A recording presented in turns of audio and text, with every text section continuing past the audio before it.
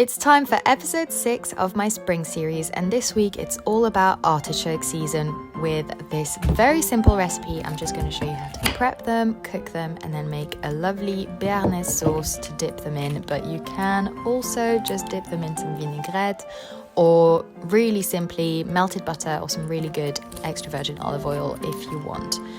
But to get started, prep the artichoke. You want to cut off the stem, and then you can actually eat the stem if you peel it really well because it is quite fibrous, or just cut it off entirely. Rub it in some lemon so that it doesn't brown too much, and then we're going to steam or boil it until the leaves come straight off. It should take between 30 and 45 minutes, and if you want you can put a bit of lemon and garlic in the water to flavor them as well.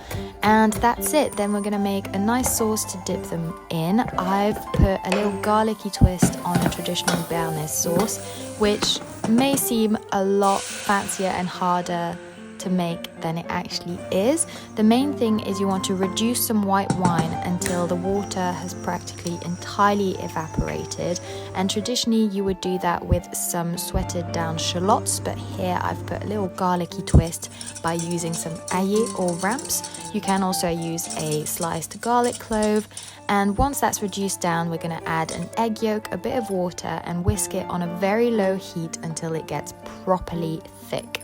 Then transfer it to a cold bowl and slowly whisk in our melted butter until it emulsifies and we get a nice sauce, sort of like a mayonnaise if you've ever made one. And then I'm going to add some whole grain mustard and season with salt and pepper and just taste to make sure I'm happy. But it's a really nice, strong, sharp and buttery sauce that just goes so well with that artichoke. To eat it, you're just going to peel one leaf off at a time, dip it in the sauce, and then just bite the bottom of the leaf with your teeth and scrape off that lovely flesh.